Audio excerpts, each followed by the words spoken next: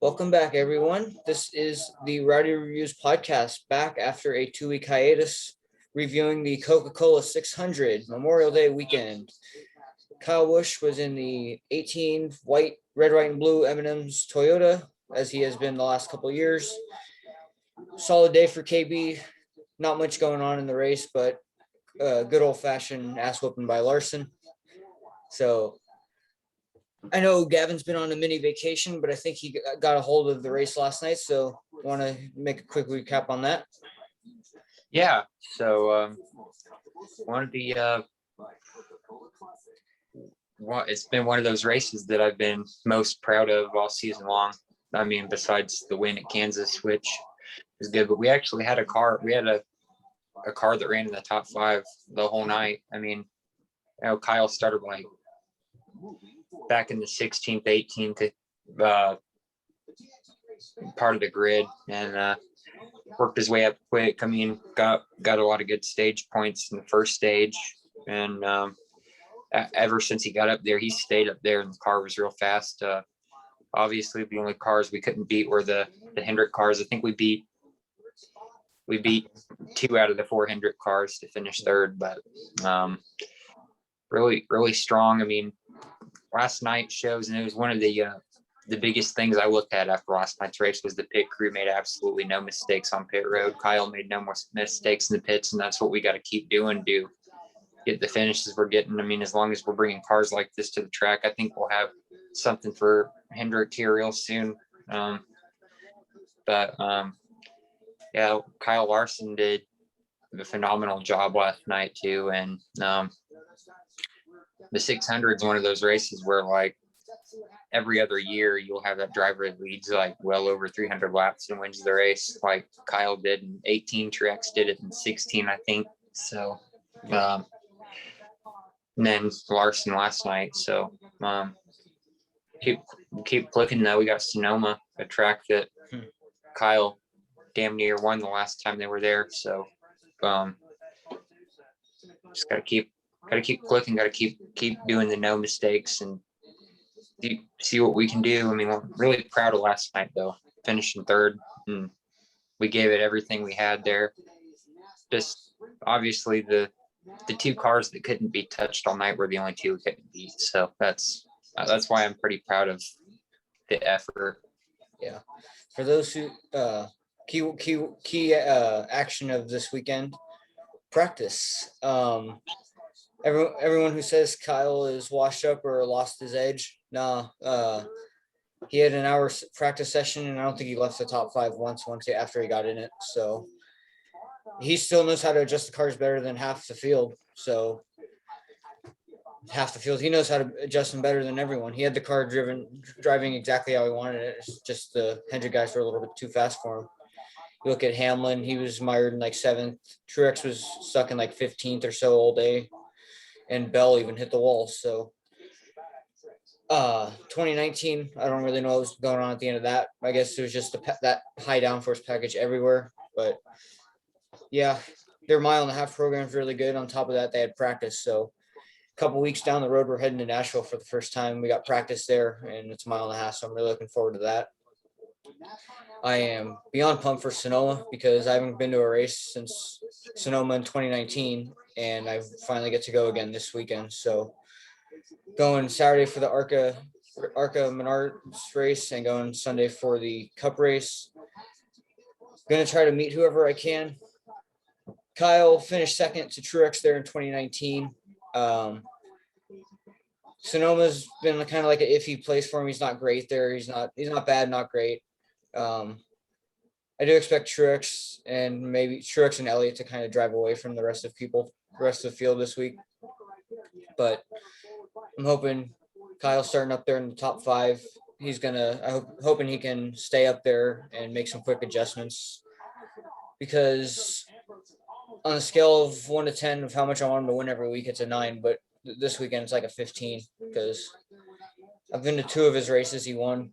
I wasn't a fan of him the first time he won in 2008 yet, and I was a fan of him in 2015. I about lost my voice, ran to victory lane, did all that good stuff. So I really want to relive something like that again. But Yeah, it's pretty good. Haven't been on for a couple weeks. Dover, we had I think it was an engine issue. Yeah, something like that. Car half power on us, and then he finally got it fixed. And he went from God damn it, he just spun in the race I'm watching. And then they got it fixed, and then he was like too far behind. Coda, he was up in the top 3 basically the whole race, even in the rain, which no one really knows how good you are there. And deserved the top 3. He was leading one stage 2, which is good for playoff points. And then NASCAR decided to throw the yellow during the 5 laps that Chase was leading the whole race. So it is what it is. At least we got a playoff point out of the day and another top 10. Deserve better, but whatever. And yeah, solid day at Charlotte. But I will say we are running top 5. We're in contention every week, which is all I can ask for. Like at the beginning of the year, we were like 15th to 10th to 15th for most races, and now we're like top 5 most of the races. So looking forward to what's ahead. 2020, we were 15th. Man, 2020, we were like 15th, 20th, no matter where we went. So that's seems to be this year is not knock on wood, but this year is going a lot better than last year so far. But yeah, that's the thing. I went into shutdown mode after Coda because it's like you see all these Chase Elliott fans now saying, "I told you he'd win Coda. I told you he'd win the road course." And it's funny, like you said, the only 3 or 4, 5 laps he led was when NASCAR decided to throw the cautions. So yeah, not really too much to brag about. I mean, I hate people that brag on rain shortened winners, because more than 75% of that they don't deserve to win. It's just handed to them. So Kyle handled the pre-race interview pretty good though, because I thought he was going to be pissed off, but he was actually, I think it was Pockris or whoever the interview was with, he was saying, "Oh God, yeah, I've been dying for them to just end this race because of how bad the rain was." He was complaining on not being able to see very well and everything. I mean, it was dangerous too. I mean, you saw what happened with Custer and Truex there. It was rough. So yeah, Coda race. That's really encouraging for Sonoma though, how well he's been on the road courses. Like he deserved 3rd at Daytona before the rain caution screwed him and Chase. So thanks for that, NASCAR. And then Coda, he deserved like top 3, maybe top 5 at the worst, but yeah, him getting that extra practice before Sonoma on road courses, not something they've ever had before. So I'm hoping that improves his pace there. Sonoma's more of a technical track. Watkins Glen, he's a beast at. He's really fast. He just can't finish a race there. But Coda was the first top 10 he's gotten at a road course since I went to Sonoma in 2019.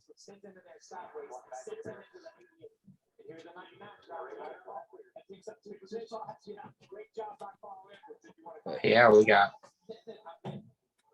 and then yeah, it was cool to see the Skittles Gummies car debut and of course dominate and win the race. So it was the cleanest Xfinity race I've seen too. Yeah, I was expecting that one to kind of be a handful, but it really wasn't. It was pretty much a solid race. And yeah. Not gonna lie, I woke up that morning and said, "Oh great, I don't want to see this shit in the rain."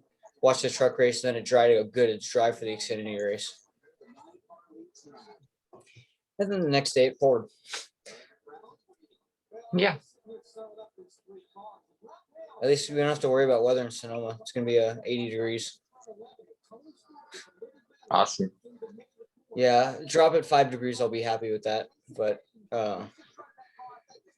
you know, the All-Star race, could really care less how that goes because all the stupid format, invert this, invert that.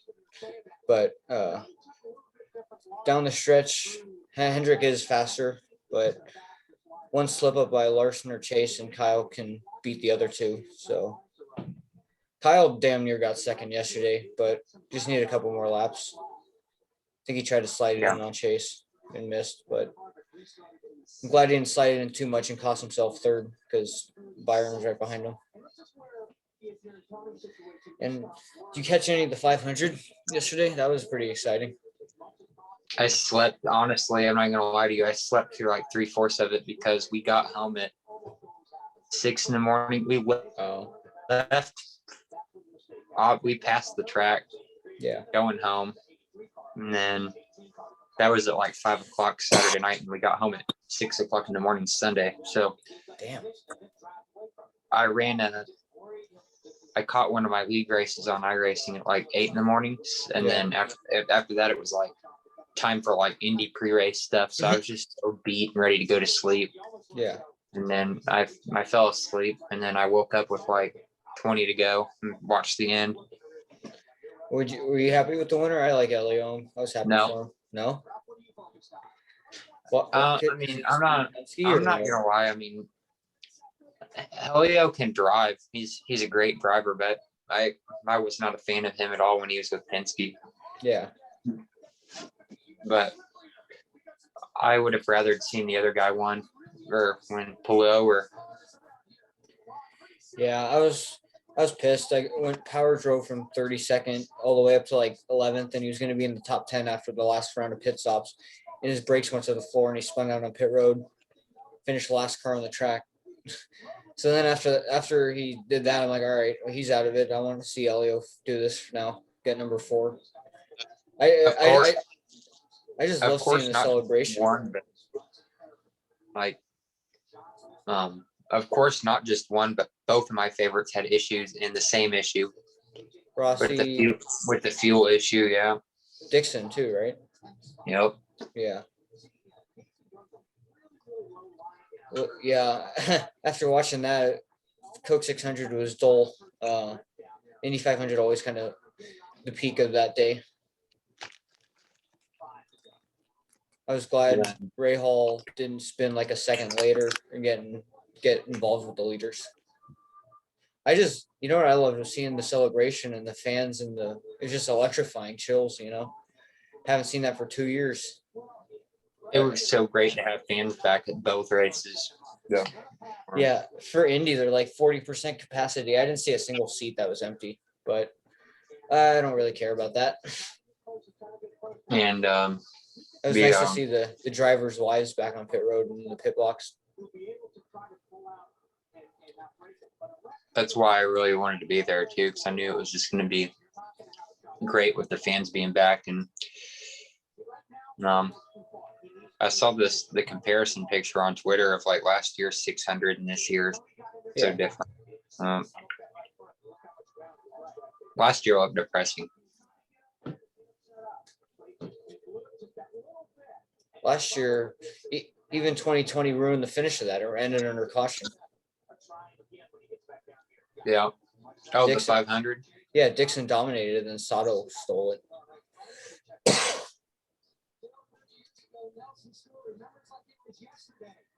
But this week, yeah, Ty Gibbs, how about him, huh? Something else. Yeah, he's that kid's gonna have a full-time Xfinity ride next year. I call it. I hope so. He's gonna be my favorite. He's gonna eclipse Grayson. He's gonna go straight to Xfinity too. Fuck the truck series because you don't learn anything in the trucks. No, not really. I mean, you learn etiquette, but I mean, look at Harrison Burton. He couldn't drive a truck, and now he's winning races in Xfinity. Yeah. How many times is Hendrick going to win stages and not win the race? I say every race this year. Like, I feel bad for him at this point. Yeah.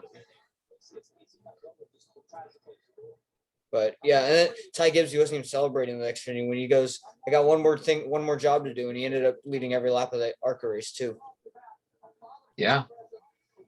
So it pisses me off. He's won 4 out of 6 races, finished 4th at Daytona, and he got crashed out at Talladega, and he's not leading the points because of that one crash.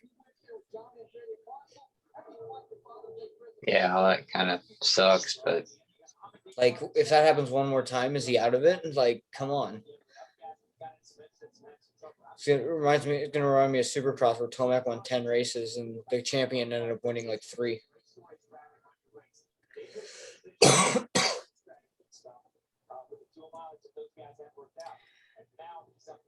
I can't tell you how excited I am for Sonoma. I wish I was going the whole weekend, garage access, all that, but hopefully that's next year. I want to buy sponsorship, one of the small teams, and sit on the pit box, or at least stand in pit road, probably behind Kyle's crew.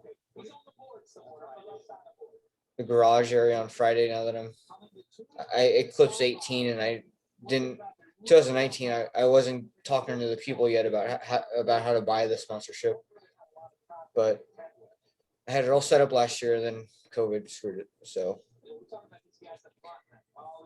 there's a gate. Yeah. There's a gate that all the drivers usually walk in. I'm hoping they go through the same one so I can try to get pictures with them, but I hope they don't have a COVID escape route. Yeah, that'd kind of suck. I understand why, but I feel like I want to see who's in the ARCA race in terms of Cup drivers because they race it for practice, and I could probably meet those guys a lot easier on Saturday than I can on Sunday. Now, did they mandate the masks there? Because Yeah, the last 2 or 3 weeks, the drivers haven't been wearing masks. So the drivers don't have to on pit road. The fans, I think they're gonna enforce, but I work 8 hours a day every day with my mask under my nose, so I'm gonna do the same thing at the track. And then when I'm sitting down, I'm just gonna pretend like I take like 3 hours to eat food, so I don't have to wear it. Yeah. I'm gonna bring a bag of M&Ms, eat one M&M every minute, so there's no point in putting the mask on. I'm hoping I'm sitting at like one of the front rows, so people don't see me anyway, or I'm not sitting behind anyone. Yeah, when I went to the Indy Grand Prix, Yeah, I don't remember. I don't remember exactly. I don't think they did, but I think I at least wore a mask through the gate and then took it right off as soon as they scanned my ticket. But I don't know what I did. So you like walk by track members, and they don't say anything? No, they didn't say, because I don't think I was. I almost went through the vaccination line though, which would have been, because I'm not getting the vaccine at least right now. But I got halfway through the line before I realized the signs were saying, because I was in between cones and it was weird. Yeah. I was like, why am I in between all these cones? And then I started seeing signs that were saying vaccine, go to the tent. I'm like, I told the guy I'm in the wrong line and then went to the other lot. Yeah. I wish there was a deal where it's like you bring your vaccine card and then they give you like a stamp on or they give you like a wristband. So that means you don't have to wear a mask or something, Yeah. Because it's not, whatever I've seen trending on Twitter showing that's not really affected the mask. So I'm tired of it. What I'm trying to figure out, or what I'm hoping, because drivers don't give a fuck. If I run into any drivers and want pictures, I'm gonna take the mask off and smile. And knowing the drivers, I don't think they'll be wearing one in the first place. But I don't know. I saw some pictures from some people on Instagram meeting drivers, and all the drivers had their masks off. So see how that goes. Maybe it's all driver dependent. I'll make sure to cough on Logano. No, just kidding. Please do. I'll freaking the lottery. I know. Nice seeing him out of the picture yesterday. Oh, dude, it was awesome. Well, he's just like average. We complained about 15th one race. Like every time I look at Logano, he's like in 15th. Sometimes he'll make his way to the top 7 or something, but I never see him in the top 10 that often. Yeah, it was good to not see him and Brad both. Yeah. Good to see them back there. I gotta check how my fantasy went. I picked a lot. I got a lot of good picks yesterday. I got Kyle, Byron, Bowman, Larson, and I think I used Brad instead of Blaney because I didn't want to use Blaney. I picked Larson, Chevy, Hendrick, all that to win the race, and I got it dead on. So, but we got sport clips behind the sport clips on the hood this weekend. Haven't raced that since Phoenix when the race before the pandemic. He finished third at Phoenix, fought an ill-handling car.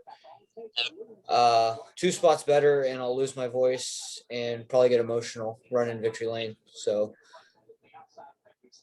I hope for the best. I got my haircut at Sport Clips a couple weeks back after he won Kansas. So it's going to be another haircut this week. Hopefully he might win. I hope. It's going to be this white M&M's hat I think I'm going to bring to the race because he wears a white Sport Clips hat. And no, he wears a black one, damn it. I don't think maybe I can try to order one and have it get here in time from Gibbs or something. I'm gonna look into that like tonight. But I got my hair cut at Sport Clips the day we left for vacation. So hopefully that's a sign that I kept checking Gibbs to see what he was running because I was excited. And then the entry list was posted on JC and I click it and I see Sport Clips. I go, all right, that's Truex's car. Where's Kyle's? And then I see Fastenal above Sport Clips. I go, fuck. So that's how I felt. Yeah. I saw the entry list from Pockrass earlier. Like I saw Fastenal Sport Clips back from like, God damn it. That's him. Yeah. But I'm beyond pumped. I have the day off after that to cool down to rest up because I'm gonna be waking up at like 3:30 in the morning for F1, and then I think we're gonna leave the house at like 7. So 3:30 to 5 is pre-race. Race for F1's 5 to 7, and then we're gonna be on our way. And sweet. I'm gonna be at the gate for half the day. I'm gonna buy all my shit on Saturday, which reminds me, I think I'm on the fence about getting a helmet at the race. What would you get? An M&M's one if they had it, or a Rowdy Energy? Probably Rowdy Energy. Yeah. I saw that helmet on Malik Ray's desk during the Coca-Cola race on Tuesday, and I'm really thinking about getting a helmet. It's gonna be a pain in the ass to carry around, but I have the crispy one right now, and I want a new one. It'd be great if they had his 2019 M&M's one. I doubt they will though from championship. Oh, great! The next gen race is at Daytona. I'll pass on. What, your league race or just hosted? Just the current series. Yeah. Just the next gen lobby. I was in a truck race last night. I was so slow. Like I haven't been on iRacing in like 10 days. I've been playing PS4 with friends every night. And it took me like 10 laps to get my groove in. And then the caution came out, and then the fucking leader didn't go. Spun in front of everyone. I dodged him. And then somebody was going through the grass, and then he loses it and comes right up into me. I'm the only one he hits. And then somehow I got stuck into the wall in turn 1 at Atlanta. So that was it. Lovely. And then tonight I was going to do a race, and it was pitch black without lights, and I'm not doing that. These guys can't race with the lights yet anyway. Can't race with the sunlight. Yeah. But yeah, man, thanks for loading up the podcast. It's been a couple weeks. Hopefully we can get back in this routine. I'm off next Monday. Hopefully we can do it then. Heck yeah, man. Going to the race. We'll have a lot to talk about after that. My experiences, pictures, and all that. So thank you all for watching. Kyle's got some momentum. I'm not going to jinx anything. Knocking on wood. Hoping he keeps it up. Hoping the Sport Clips car leads him to victory lane. So thank you all for watching. On to Sonoma. On to my hometown. You guys take it easy, and I'll see you later.